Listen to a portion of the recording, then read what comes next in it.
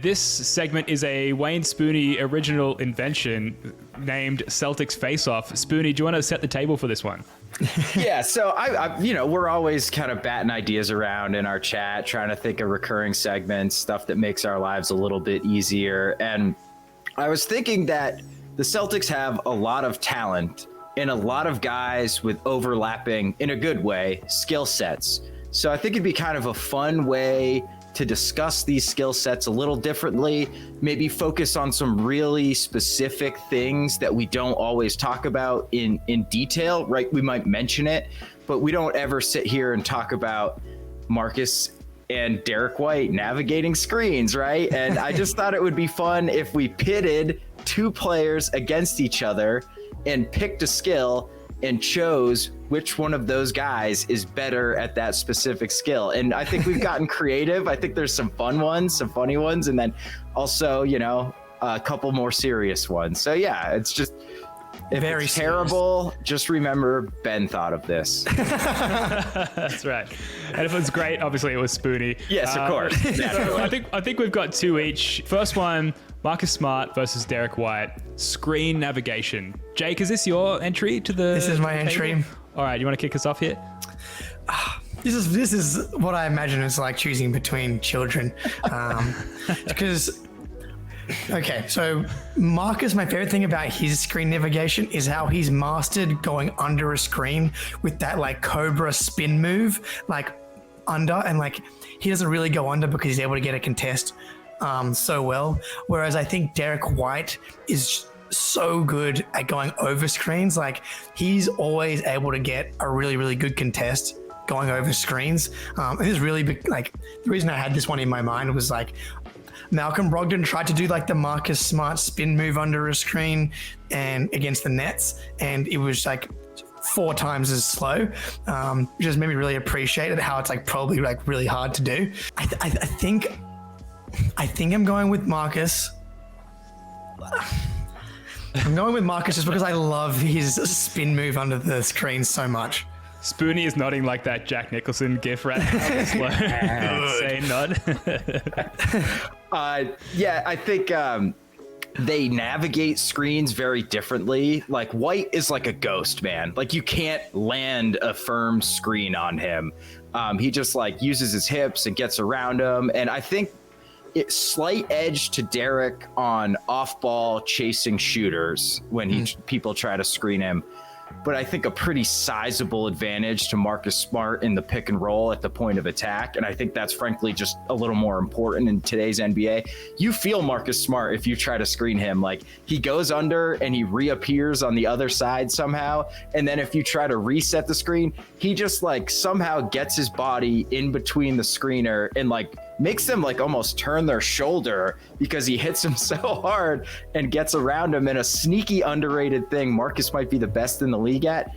Nobody gets fouled going around a screen as much as, but like Marcus draws so many offensive fouls when he's navigating screens, and like once in a while he'll take a dive and it won't get called and it looks really, really bad. But more often than not, he gets that call. Plus, both of these guys you can't screen. But Jake, it's funny, I kind of pre-wrote some of the posts for Celtics blog for this episode, and I said the exact same thing. This is like picking between children. Yes. I would say this is really close, and but I would go Marcus as well. I took a different angle on this, and spoiler alert, Spooney already told me that one of these stats is useless in our Slack before we got started. But I think listeners will appreciate understanding why that is the case. So I had a look at NBA hustle stats and specifically contested shots, with the assumption that to contest a shot defending on the perimeter, you first need to get around a screen to contest that shot.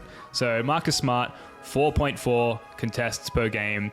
Really great for any guard who's running around screens all day. That's great, right? 4.4, amazing stat. Derrick White, 6.1 contests per game. He's getting around those screens. He's a ghost, like you guys said. He's contesting everything, even if just minimally, he's offering maximum effort on the navigation of every screen. So I think Derrick White wins there. Another thing I looked at is play type, specifically pick and roll ball handler defending. So defending the pick and roll ball handler. Derrick White, 3.4 possessions per game, gives up 0.93 points per possession. Teams are shooting 44% on those looks. Marcus Smart, 3.8 possessions per game, giving up 0.95 possessions per game. Team shooting 46% on those looks. So like a wash. Exactly, almost exactly the same, identical. So then to me, it comes down to like the eye test, the aesthetics. Jordan Bedard in the chat mentioned the reverse spin. I think it's Marcus Smart. In terms of like, I know 3-0. Oh, that doesn't feel right. You Oh, can't, no. It doesn't feel right, but it's true. It's true. And we're talking about the reigning defensive player of the year. And perhaps the glaring takeaway is that it's just so good that it's this close.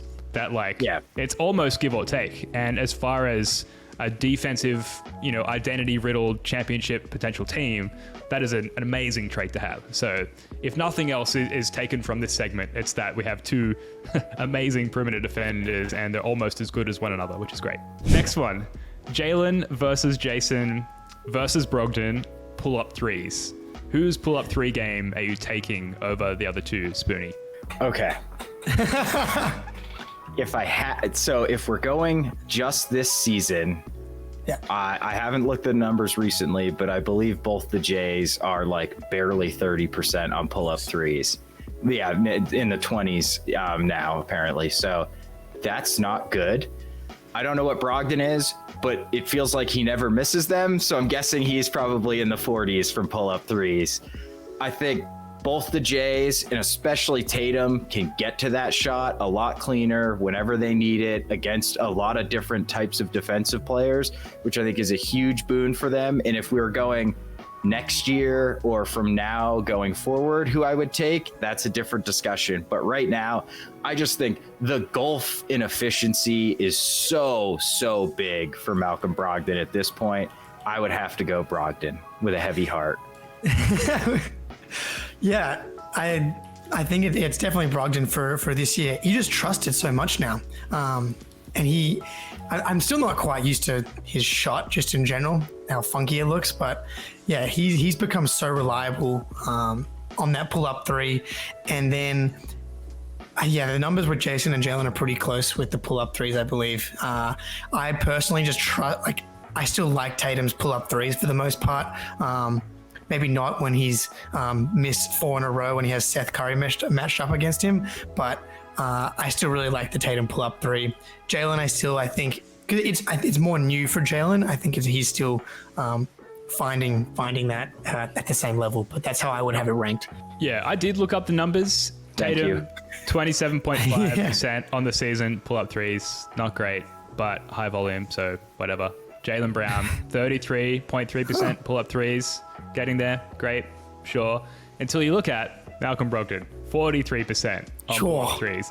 And, of course, the reason he's so open and consistently in such a good position to get those looks is because of the Jays, largely.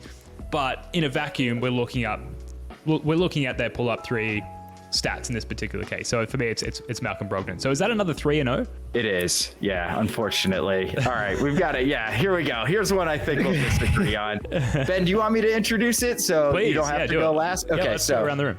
Number 3. This is a grudge match, baby. This, I think, is a good one.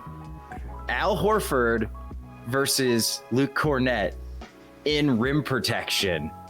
Ben, why don't you go first since you've gone last the last 2 times? So from this point onwards is where I ran out of time researching these. So I'm just I have some stats for this one. Well, we make a good team. Yeah. For me, rim protection, factoring in Al Horford's age and what we ask of him, throughout the course of a game elsewhere.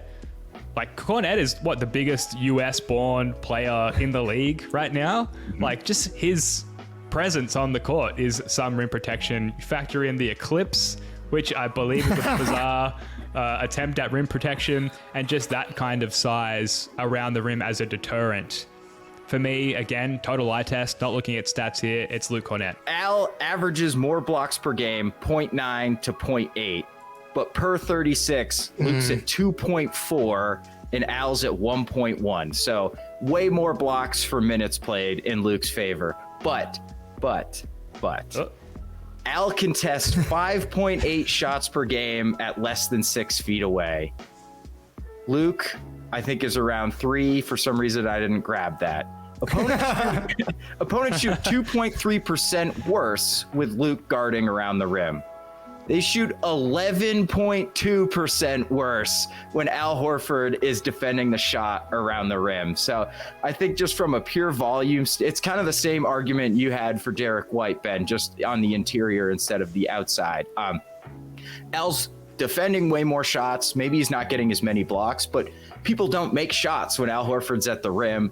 And Luke does affect shots, blocks some more shots, but Al's impact on layups and close shots is just so crazy that I would go with Horford. And plus, he gets there more often because Luke's a little slow-footed, so sometimes he doesn't even get to contest the shot because he's out of position.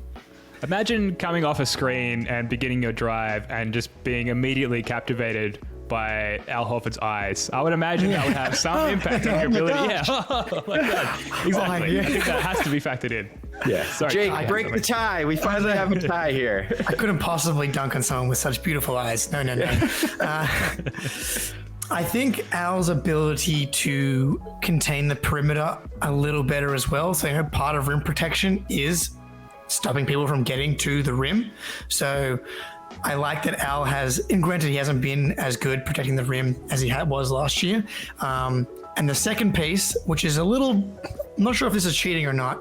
I'm convinced that Al is like still in third, fourth gear. Yeah. And I'm convinced that when he gets to the playoffs, it's going to be, all of these numbers are going to ramp back up. The rim protection, the ability to switch and stay with guys a little better. So I'm signing the Al Horford contract today because of what he's going to become in the playoffs.